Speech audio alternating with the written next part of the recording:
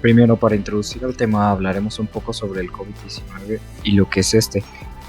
La COVID-19 es la enfermedad infecciosa causada por el coronavirus que se ha descubierto más recientemente.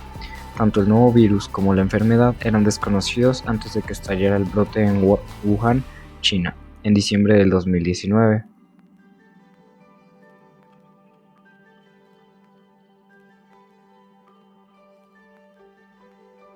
La pandemia que vivimos por el coronavirus COVID-19 trae consigo una nueva arquitectura social, de movilidad, gubernamental y económica. Parece simple el hecho de decir que ahora debemos resguardarnos en casa y salvar al mundo desde ahí. Sin embargo, las consecuencias son graves. A nivel económico, desde que el coronavirus inició en China, se estimaron pérdidas económicas a nivel global de hasta 347 mil millones de la Organización de Dólares. La Organización de Aviación Civil Internacional reveló que se perderían de 4.000 a 5.000 millones en ingresos operativos brutos solo por viajes en este país.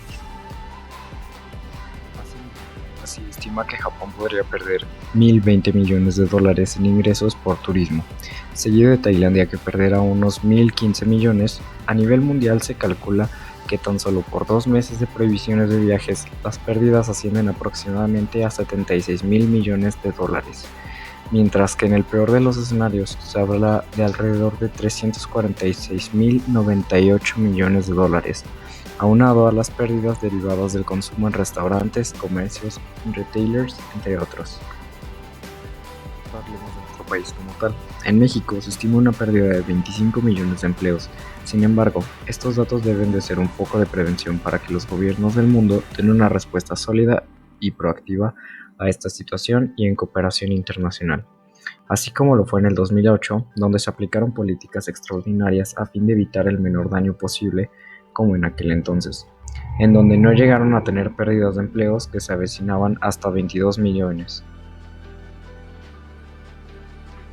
Algunos grupos, como los trabajadores migrantes y los trabajadores de la economía informal, se ven particularmente afectados por las consecuencias económicas del virus, y las mujeres que predominan en el sector público están especialmente en riesgo.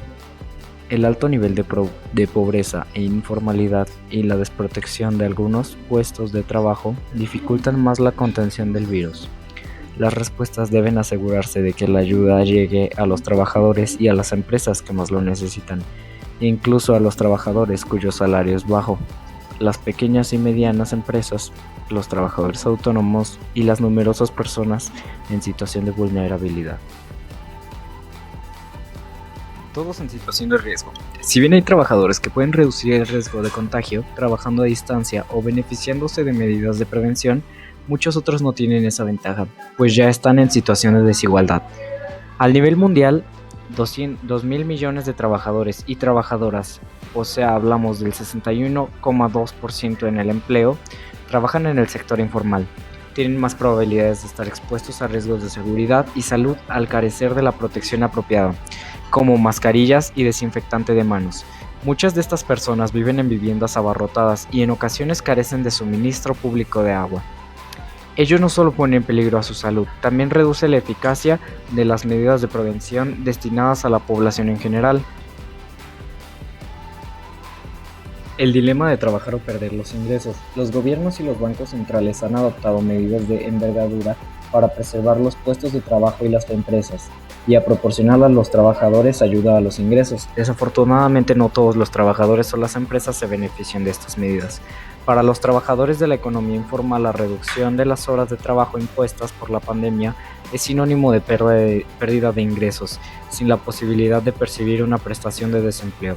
Las microempresas y las pequeñas empresas informales, que constituyen el 80% de las empresas del mundo, suelen quedar fuera del alcance de las políticas públicas.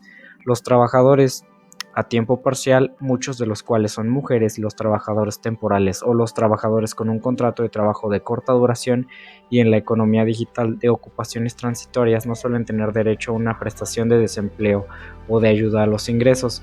Como trabajadores de la economía informal, muchas de estas personas afrontan el mismo dilema de trabajar o perder sus ingresos.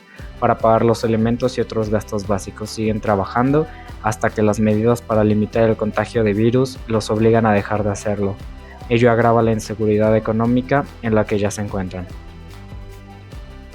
podemos llegar a la conclusión de que hay gente que tiene prestaciones económicas bastante buenas por no estar saliendo a la calle, como las hay también gente que tiene prestaciones económicas bastante malas, las cuales su único recurso es el estar limpiando las calles o el tener que salir de sus casas a andar como vendedores ambulantes. Entonces es momento de que nosotros tomemos conciencia y decidamos no salir a la calle. Quédate en tu casa y estate seguro. Quédate en tu casa.